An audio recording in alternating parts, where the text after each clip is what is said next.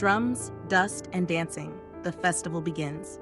The drums spoke first, loud, fast, full of fire. Bare feet kicked up red dust. Laughter rolled like thunder. Roasted yam crackled over coal. Mothers danced with babies on their backs. Boys tossed calabashes, caught them without looking.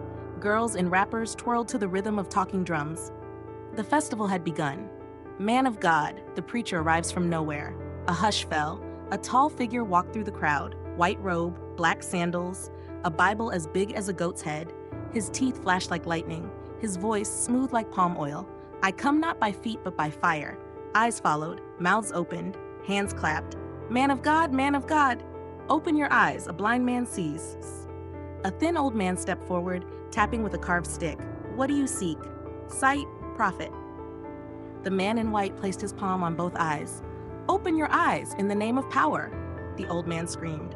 Dropped the stick, looked left, looked right. I can see, I can see. Cheers exploded. Walk in the name of fire, a cripple rises. A woman in a wooden wheelchair wheeled forward, arms shaking. Do you believe? With my whole heart. The preacher slapped her knee. Then walk in the name of fire. She stood. One leg wobbled, then the other. She danced. She ran. She fell and laughed. Glory, glory. Zeno, Zeno. The crowd goes wild. Voices rose. Feet stomped. Zeno, Zeno, man of fire. Hands reached for his robe. Someone touched it and fainted. A mother laid her baby at his feet. Another brought cola nuts in a bowl. He is real, a true prophet. The old woman collapses. It has started again. From the back, a wrapper fell.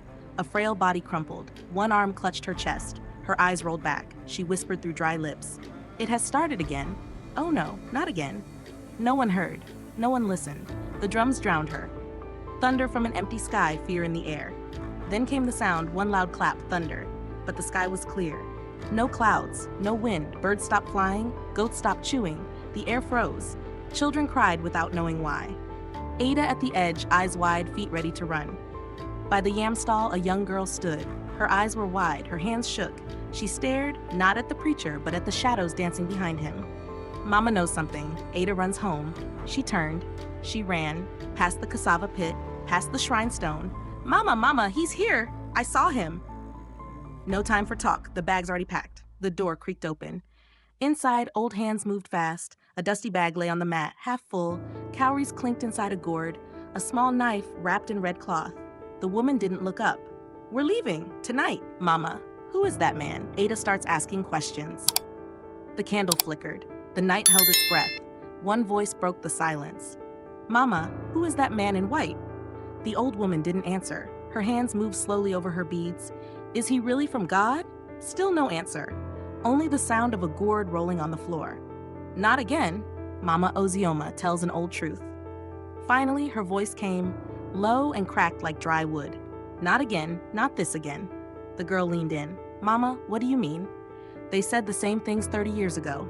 Fire, miracles, healing. Then people vanished, one by one. Vanished? Even the chief's son never returned, no grave, no body. They called it a church, but it was something else. They built it on the hill, called it a church, but the drums beat without hands, candles burned without fire. People went in and never came out. Who was leading them? A boy, a sweet-talking boy. Just like him, with eyes too bright for his own head. Prophet Zeno walks free, the village bows. Next day, he walked through the village like a river cutting new paths. His robe trailed behind him. His voice thundered in tongues. Haya, Shibra, Rekalile. Women wept, men fell on their knees. Chickens dropped eggs where they shouldn't. He touched a baby's forehead. It stopped crying. He pointed at a snake. It froze mid-slide. Old men who once doubted now bowed. Even the chief sent a goat. He says there will be fire tonight. The service is announced. Before sunset, the town criers ran through the streets. Night of power, night of miracles, tonight in the house of light. Come and see, shouted another. Come and receive. The message echoed through every hut, every ear. Ada wants to go, Mama says no. At home, the girl clutched her wrapper. I want to see for myself. No. But what if? No means no. That is not a church. It is a trap.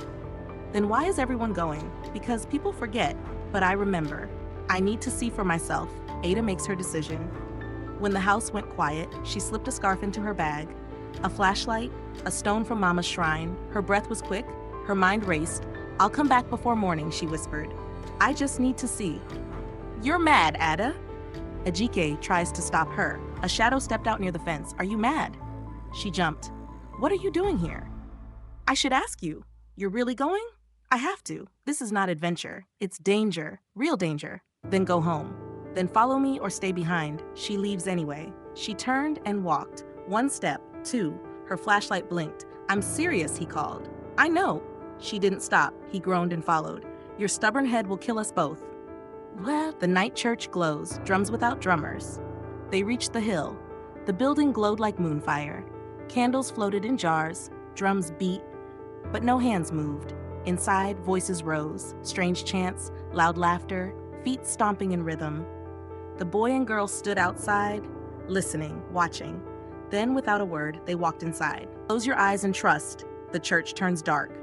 The preacher raised both hands. The drums stopped. The lights dimmed like the moon hiding behind clouds. Close your eyes and trust the spirit.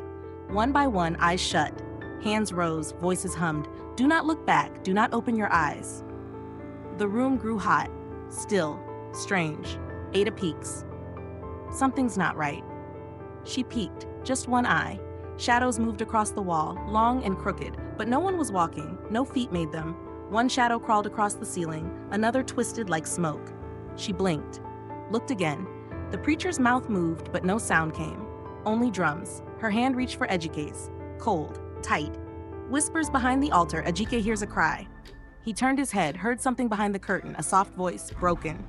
Help, me? Not loud, not strong, but real. He whispered, Did you hear that? She nodded. Behind the curtain. Let's check quickly. They sneak away from the crowd. While the others danced and shouted, they slipped sideways.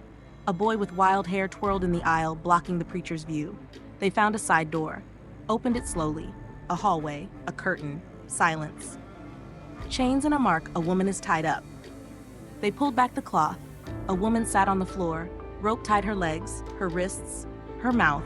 A glowing mark sat on her forehead, red, shaped like a hook. Her eyes opened wide. She tried to speak. Ada pulled the cloth from her mouth. They take one each night. She warns them softly. They take one each night, she whispered. Sacrifice to feed the false fire. Ejike bent down. Who takes them? The man in white, the one with the drums, he is not what he seems. Her eyes rolled back. She shivered. You must run before he finds you. Who goes there? They are almost caught. A loud voice rang out. Who goes there? Footsteps pounded the hallway. Shouts followed. Someone is back here. They froze. Looked at each other. Run. A backdoor escape, running through bush and smoke.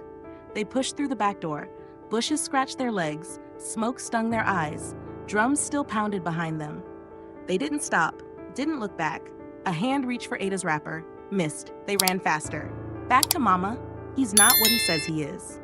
Breathless, dirty, shaking. They reached home. He's not what he says he is, Ada cried. There's a woman, tied, marked. She said he's taking people for something. The old woman didn't blink. I feared this. I knew this spirit was not new. The real Zeno, he is the last son of the Akpamu cult. He is not Zeno. He is Obaz, last son of the Akpamu cult, the ones who danced with fire but walked with shadows. They used sweet words to draw people in, promised healing, gave harm. They were banned, buried, but one survived. Morning fear, 3 villagers are missing. The cock crowed. The sun rose. Screams filled the air. Where is my daughter? My son was here last night. The chief's house was silent. His daughter's bed empty.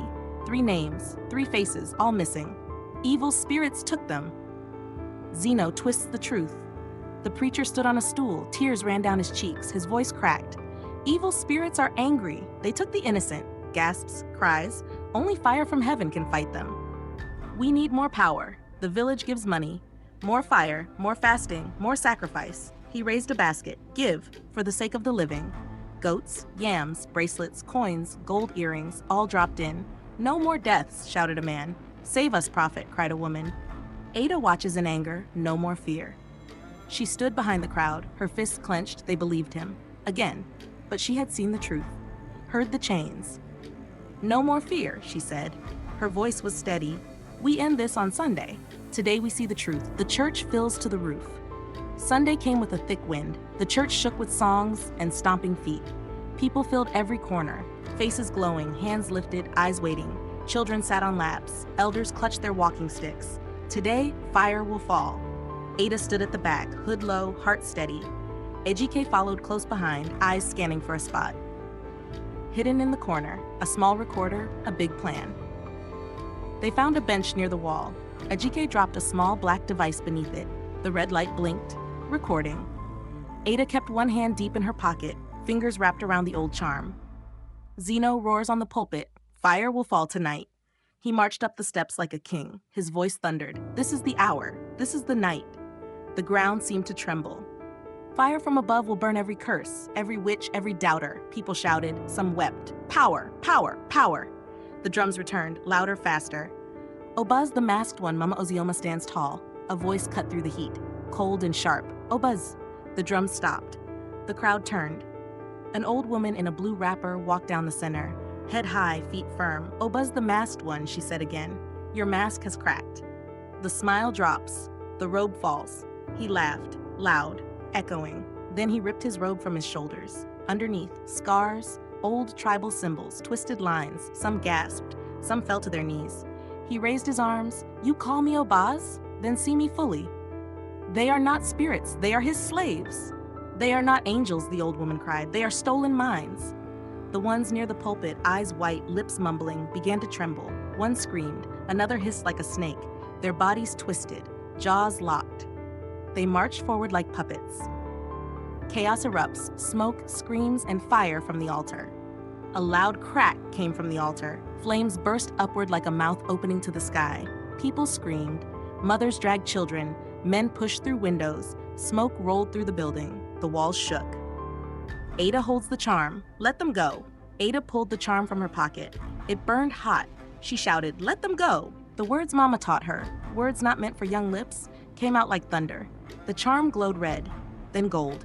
A wind blew across the room. Chains break, the crowd wakes up. The followers screamed and fell. One by one, their eyes cleared. They blinked. Looked around. What happened? Where am I? The crowd stilled. Even the fire pulled back. Ejike finds the trapdoor, villagers below the ground. Behind the pulpit, Ejike kicked at the wooden floor. A hollow sound. A loose plank. He pulled it open. Stairs into the dark. He climbed down. "Help us!" He frees the bound victims. He found them. 3 figures tied to stakes. The chief's daughter, a farmer's wife, a young man missing 2 days. Weak voices, tear-filled eyes. "Please." He untied them fast. Lifted them one by one. "We're getting out." Zeno tries to flee. "This is not over." Above, the preacher turned to run. "Fools, this is not over." He leapt from the altar and dashed toward the back. No fire, no followers, just fear in his eyes now. The blind man appears, eyes glowing. But someone blocked the door. The man from the market. The one who had once cried, "I can see." He stood tall, eyes glowing like hot coal. He held a long staff. "You were never blind," Zeno whispered. "No," the man said, "but you will be." A final blast, light swallows Zeno. The staff hit the ground. A sound like thunder and wind and water all at once filled the room. Zeno screamed. Light swallowed him, bright as lightning, deep as fire. Smoke rose. The air cleared. He was gone. The church burns, dawn rises on ashes. The building crackled. Flames licked the walls. People stood outside silent, watching the roof fall in. No shouting now, no clapping, just breath and wind and morning light. The sun rose slow. Ash floated like feathers. Ashes and silence. The village gathers at sunrise. Morning crept slow and soft. The sky wore a pale blue, still waking. Smoke curled from the blackened ruins, rising like prayers. Villagers stood in a loose circle, staring. No one spoke at first, only the crackle of cooling embers and the low cough of a boy too close to the smoke. Children clung to their mothers. Old men removed their caps. One woman knelt in the dust, tears streaking her cheeks. The house of power was now a house of ash. Did that really happen? Doubt and denial spread. A young man whispered, "Maybe it was just a fire." "No, no," an old woman shook her head. "There were things I saw but did not see." Some denied it all. "Mass hysteria," said one traitor. "Smoke and fear." Others touched their arms where invisible chains once held them. "I heard my own voice," a girl said, "but it wasn't mine." "I saw my own feet walk without me." Truth comes out. Then the confessions began.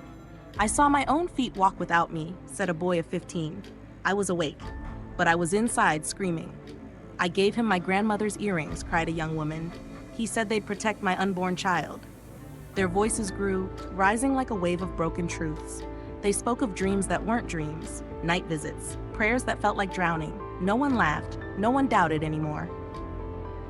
The chief bows. We were blind. You opened our eyes. The village chief stepped forward, robe torn, face weary. He looked at Ada, then at Mama Ozioma. You stood when we bowed, he said. We were blind. You opened our eyes. He bent low, touching his forehead to Ada's hand.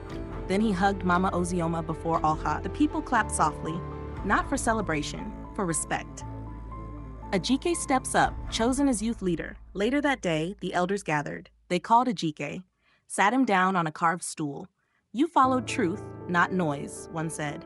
You walked into fire and pulled our children out. They gave him a red sash and a staff carved with his name. Ajike looked nervous but proud. Ada grinned and whispered, You better not mess it up. He smirked. You'll make sure I don't. A place of warning. The church becomes a memorial. The ruins were left untouched, but in the center, they piled stones.